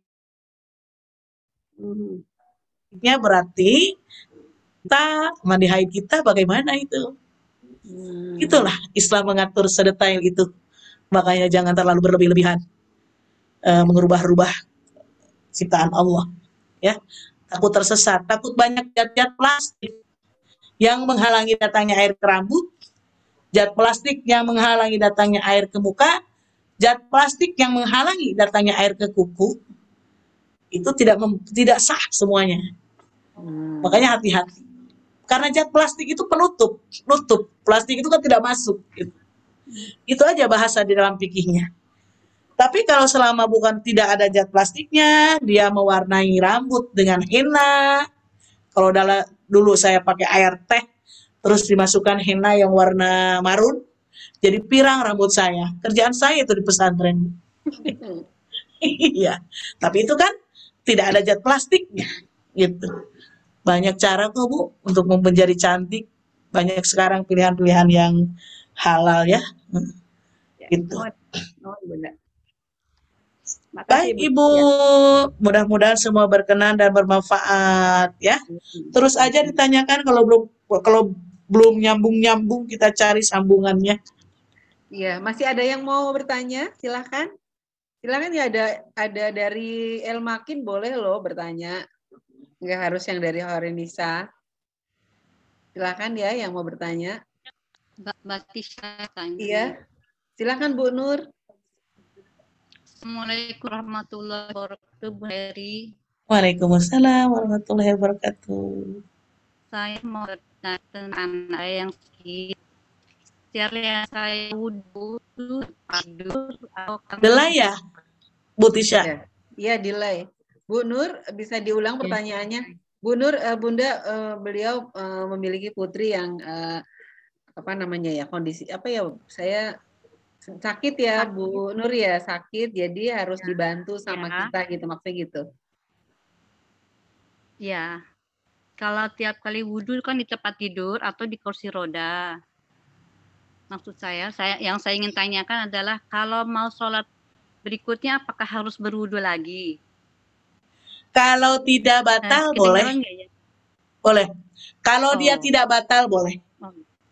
Kan boleh menjaga wudhu. Dari zuhur saya masih punya wudhu. Saya keadaannya di hutan, jauh kamar mandi, tapi saya menjaga wudhu itu dari rumah. Ketika datang asar tinggal sholat lagi. Selama tidak kentut, tidak pipis, tidak buang air besar. Yang jadi masalah, orang sakit itu, apalagi kalau dipempesin, dicek dulu pempesnya, ya. Oh iya, iya. Selalu insya Allah. Kalau misalkan pempesnya kering, ditanya kentut nggak tadi? Enggak. Ayo saat asar, soalnya tadi wudhu, zuhur masih bagus. Tapi orang-orang daripada ragu, ya diwudukan lagi. Ambil sekali yang positifnya. Aku mau mewudukan anak yang sakit ini. Siapa tahu, atau mudah-mudahan, jangan siapa tahu, mudah-mudahan wudhu ini menjadi terapi buat dia untuk kesembuhan. Kenapa? Iya, karena wudhu itu sebagai terapi kesehatan. Makanya saya bilang, ada yang belum kita bahas. Apa? Membahas wudhu dari disiplin atau segi kesehatan. Indah banget itu. Sehingga kita semangat juga berwudhunya. Kita udah bercerita tentang secara syariah. Air wudhu, selama air itu masih berada, setiap tetesnya memohonkan ampun untuk kita. Ampuni dosanya si fulan. Jadi sering-sering berwudhu itu tujuannya karena ingin meraih pahala wudhu itu. Iya, keringanannya seperti tadi, Ibu. Kalau keringanannya seperti tadi. Tapi kalau Ibu mau berpositif, dia sakit, banyakin berwudhu biar jadi obat, bisa aja. Tergantung kesulitannya Ibu sejauh mana. Atau dia nggak kencing, dia nggak kentut, dia nggak pup, saya langsung sholat asar, gitu. Seperti itu, ya. Satu lagi dong, setengah menit. Iya, boleh Bu Yanti, silakan. Ini Bunda Eri, ini kalau sedang sholat, tahu-tahu les gitu. Seringnya tuh kalau lagi taraweh juga tuh, kita les kayak itu apa namanya, ketiduran gitu loh. Ketiduran lagi berdiri, ketiduran sebentar gitu loh. Terus kaget, terus sholatnya dilanjutin. Itu batal nggak ya? Harus wudhu lagi atau enggak ya? Jadi Ibu menanyakan tidur saat berdiri dalam sholat, ya? Iya, Bu. Gitu ya?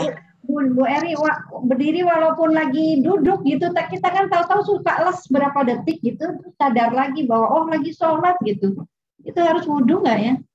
Justru kalau duduk tidak batal. Ini Ibu yang menjadi masalah berdiri. Kalau duduk tidak batal, Bu. Selama pantat Ibu masih menempel ke ubin. Oh gitu. Ke tempat duduk. Tidak berubah.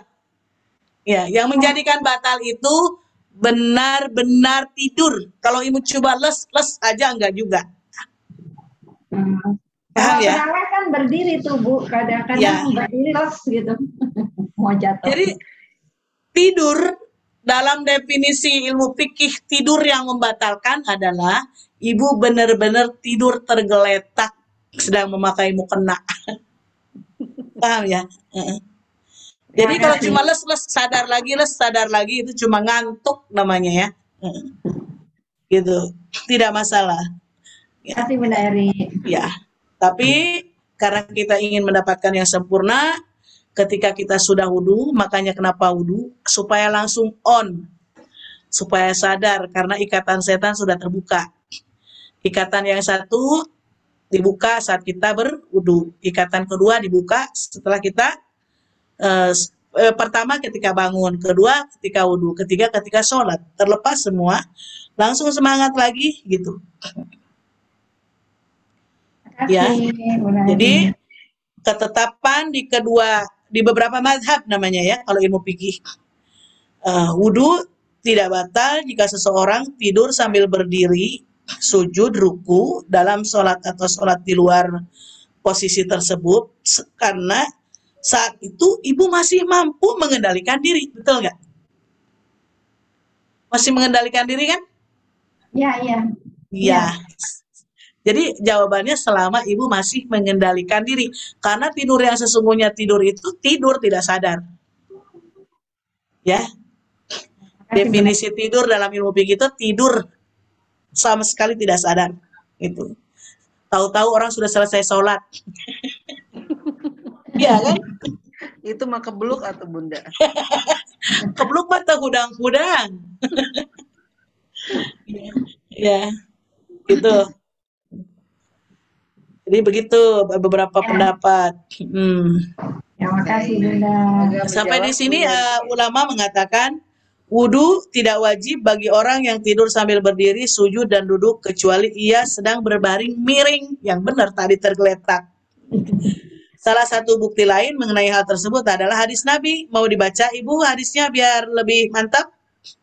Mau? Ya, boleh, Saya Bunda. bacakan. Nah, dahulu para sahabat Nabi menunggu sholat Isya di waktu akhir sampai kepala mereka apa namanya Bu?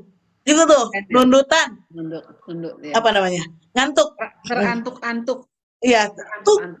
Ya kepalanya goyang. Gitu. Lalu mereka sholat dan tidak berwudu lagi. Hadis riwayat Abu Dawud nomor 200.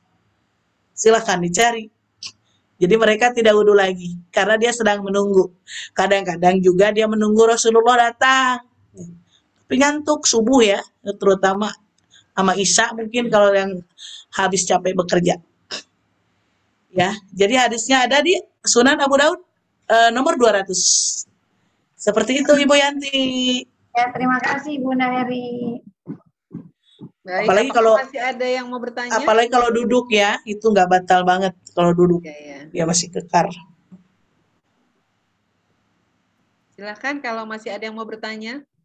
Mau deh Bu Tisha satu lagi. Ya, silakan Bu Tini. Bu Tini Ya, Imam, silakan nih. Ibu Tini Imam ya, saya kan nggak dapat melihat karena ini. Ya, Saya stop aja kalau begitu ini ya. Iya, Bunda Saya boleh stop. di-stop. Iya. Biar bisa melihat semuanya. Alhamdulillah. Ya Bunda mau tanya ini aja.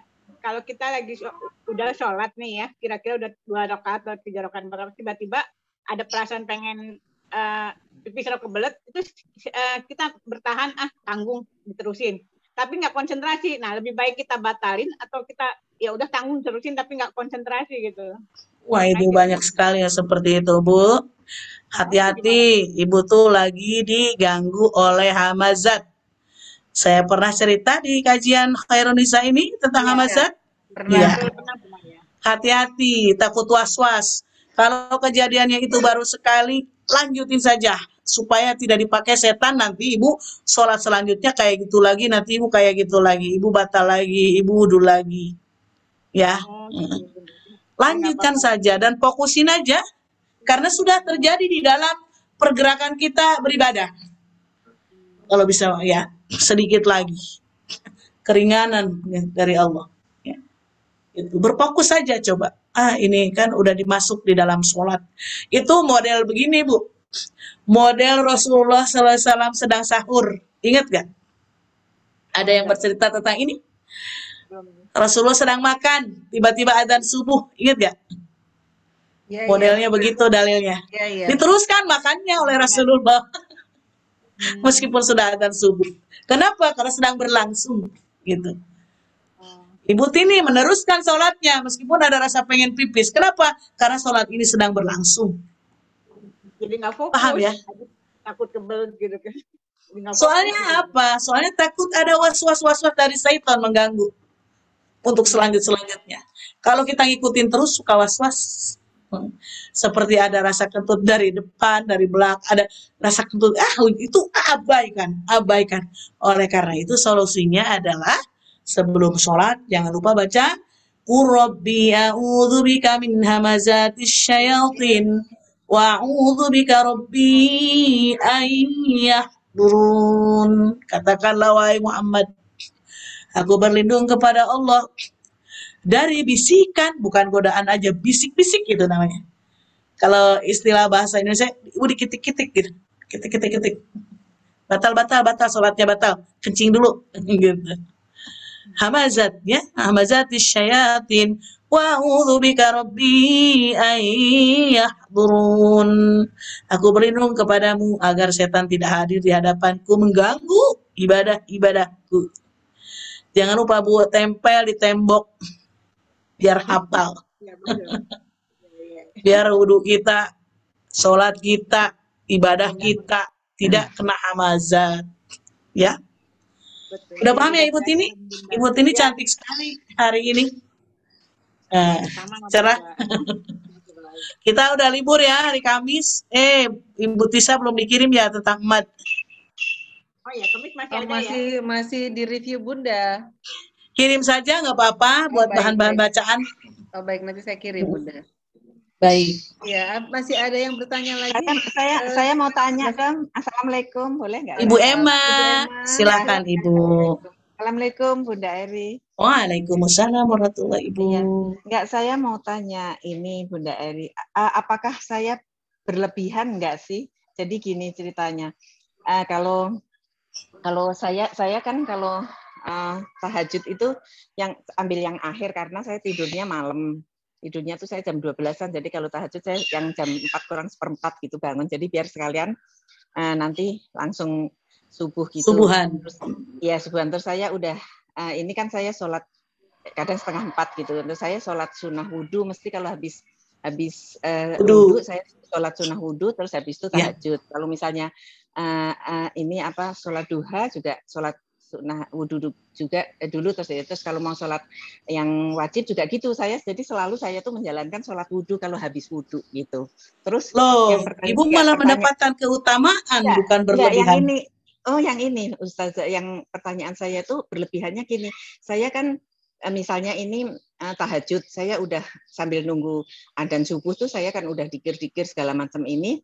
Terus sebetulnya saya tuh masih ada wudhu gitu, tapi setelah adzan subuh saya wudhu lagi karena saya pengen terus sholat saya wudhu lagi, terus habis itu terus saya sholat wudhu, terus baru qobliyah, terus habis itu itu berlebihan enggak ya? Saya padahal tidak, karena sudah dianjurkan mengulang-ulang wudhu. Oh iya, walaupun saya masih ada wudhu. Iya, namanya memperbaharui wudhu. Oh gitu, ya. Ittafaqa ashabuna alas tishabi tajadidi wudu'i, sambil saya ingat-ingat hadisnya. Wa huwa ayyakuna ala wudu'in thumma yatawadda min ghairi ayyahdis. Berarti bahasa Indonesianya, kalangan Syafi'iyah telah bersepakat atas kesunahan memperbaharui wudhu. Apa itu? Yaitu ketika ada orang yang dalam kondisi punya wudhu, kemudian dia wudhu lagi tanpa menunggu hadas terlebih dahulu. Boleh. Iya. Ya, itu ada dalam kitab Syarafun Nawawi Al-Majmu', cetakannya Maktabah Al-Irsyad, juz 1. Kalau Ibu mau cari kitabnya boleh halaman 494. Iya. Pernah didiskusikan juga soalnya itu. Malah boleh disunnahkan, malah memperbaharui wudhu. Oh gitu ya. Saya takutnya kalau begini, soalnya kalau Ibu sering mendengar orang-orang menjaga wudhu, bukan berarti dia tidak mau wudhu lagi saat ada sholat, bukan. Tetapi di Rasulullah SAW, ya, bukan dia siapa-siapa, tapi pelakunya adalah Rasul sendiri. Agar Rasulullah itu hari-harinya dalam keadaan suci. Bukan berarti Rasul asar tidak wudhu, padahal masih suci loh. Maka Rasul berwudhu kembali. Jadi tidak berlebihan, malah dianjurkan, disunnahkan. Karena wudhu yang pertama itu Ibu untuk diniatkan untuk sholat tahajud sunnah. Ketika datang lagi subuh, saya mau berwudhu lagi, saya mau sholat sunnah subuh, itu malah itu ziyadah ibadah luar biasa, dan itu berdalil. Intinya bukan membuat-buat, bukan bid'ah. Ya. Oh ya. Ya, makasih Ustaz. Boleh nggak yang satu lagi ya? Boleh nggak Ibu pengurus? Boleh satu lagi nggak? Boleh, silakan Bu. Ya, satu lagi. Yang kedua ini Ustaz, kalau untuk masalah ini nyimpang sedikit, yang untuk ini sholat syuruk itu kan kalau habis subuh, kalau subuh harus berjamaah. Begini. Kalau sholat syuruk biar semuanya enggak janggal, semuanya biar tahu. Sholat syuruk itu adalah sholat terbit matahari. Iya. Yang isyrok di awal namanya. Awalnya. Di awal, isyrok, misalkan isyrok juga tidak bisa ditentukan jamnya. Ada yang jam 6. Jadi bukan habis subuh banget. Kalau habis subuh banget malah waktu haram. Iya, jadi ini. Jadi Ibu waktu syuruk. Silakan sekarang lanjutkan. Jam 6. Ya, jadi saya kalau habis Iya, saya habis itu terus saya zikir-zikir sama ngaji sambil suruknya misalnya sekarang kan jam 5 ini jam 5.55 itu suruknya. Jadi saya tambah 15 Ya, menit betul. terus saya baru mengerjakan sholat suruk gitu. Nah, di saat itu saya juga pengen ke toilet tuh ini boleh ya terus wudhu lagi ini jadi kok sering wudhu banget gitu. Jadi nggak apa-apa ya. Masya Allah, malah itu melunturkan dosa-dosa. Oh ya. Tadi udah jelas Berarti hadisnya. ya takutnya saya Berlebihan ya. Terima kasih. Assalamualaikum. Ya. Apa-apa. Ya, terima kasih Bunda Eri. Terima kasih Ya. semua pengurus. Terima kasih. Masya Allah. Assalamualaikum. Itu berarti Ibu sudah mendapatkan ilmu tentang rahasia di balik perintah wudhu. Betapa indahnya memperbanyak wudhu. Gitu. Ya. Ya, terima kasih Bunda Eri. Terima kasih. Ya, sama-sama Ibu, luar biasa ya. Jawabannya ya. Senantiasa 55 masih boleh bertanya Ya. Bunda. Selama belum azan mungkin kalau memang dibutuhkan ya. Saya senang hati dengan senang hati kalau memang semuanya dibutuhkan. Oke, baik. Silakan ibu-ibu masih ada yang bertanya? Asal jangan begini, ada pengecualiannya yang Ibu pertanyaan Ibu Emma. Asal jangan begini. Ada orang dia habis makan unta, makan apa gitu. Aduh, wuduku batal, aku mau berwudu lagi karena aku habis makan. Asal jangan seperti itu. Karena makan tidak membatalkan wudu. Paham ya? Karena memang bertujuan saja mau wudu lagi itu menambah. Jadi bukan karena memperbaiki wudu aja ya, memperbaiki ruku. Kalau ragu-ragu juga lebih bagus wudu lagi. Ya, misalnya masih punya. Iya, pokoknya saya ulang kembali biar semuanya nggak rancu mencernanya. Kayak yang tadi Ibu Bunda bilang kalau wudu itu harus tutup aurat, makanya saya pakai baju karena Bunda bilang jangan pakai anduk. Sebetulnya saya waktu itu berkatanya minimalnya pakai anduk, lebih baik ditutup semua. Ya, itu yang Ibu Yanti ingat juga perkataan saya. Makanya ini saya ingin tegaskan yang ini. Rasulullah SAW selalu menjaga wudu hari-harinya. Bukan karena Rasulullah malas wudu, tetapi Rasulullah ingin dia itu terus suci, bahkan batal wudunya, wudu lagi, batal wudunya, wudu lagi. Seperti itu Rasulullah. Karena dia ingin merasa kalau aku diambil, aku dalam keadaan suci, sedang berwudu, gitu. Luar biasa, apalagi nanti bulan Ramadan. Usahakan kita jarang batal wudu. Lagi pula kayaknya nggak banyak kentut ya kalau nggak makan siang. Iya kan, kentut itu kan karena kita sering makan karbo ya, gas. Iya, gas. Ya, jaga wudu. Kenapa? Karena saya mau tilawah, mau tadarus. Tadarus di Katimus dari fajar sampai malam loh, Bu. Silakan, ada yang mau ikut gak? Tapi nggak selamanya. Ada yang milih Ibu Tisa fajar misalkan. Ibu Tini kapan tadarusnya? Ada? Ambil fajar Bunda. Fajar, ada yang pagi ada 3 kelompok. Kalau yang zuhur dengan saya sama Ustadz Gofur. Kalau yang malam dengan saya juga sama Kanida, tapi yang ngoreksi saya yang mentasin aja. Tuh, kayak gitu tuh coba. Kalau kita batal wudu lagi. Kenapa? Aku ingin selama bulan Ramadan ini. Makanya Ibu Tisha tata cara wudu Nabi untuk perbaikan ibadah di bulan Ramadan agar kita banyakin wudu. Seperti Ibu Emma Aziz, banyak wudunya, ya. Tidak Bu, itu tidak berlebihan ya. Memang bagus. Iya. Terima kasih. Di saat orang-orang meminta rukhsah kalau bisa 1 wudu untuk 2 sholat karena sakit seperti Ibu apa tadi gitu loh. Itu luar biasa gitu ya. Asal jangan merasa batal karena habis makan aja. Karena makan tidak membatalkan wudu. Karena memang niat mau memperbaharui wudu ya. Ya. Bunda sepertinya ada di bagian yang sudah azan, kita akhiri saja. Mari. Lahir batin, mohon maaf atas segala kekurangan. Kalau ada kurang-kurang semata-mata dari kurang pengalaman saya, kalau benar dari Allah. Wabillahi taufiq wal hidayah. Wassalamualaikum warahmatullahi wabarakatuh. Waalaikumsalam warahmatullahi wabarakatuh. Terima kasih Bunda. Masya Allah ilmunya banyak sekali. Terima kasih. Sama-sama. Kita tutup kajian hari ini dengan membaca doa kafaratul majlis. Subhanakallahumma wa bihamdika. Asyhadu an la ilaha illa anta astaghfiruka wa atubu ilaik.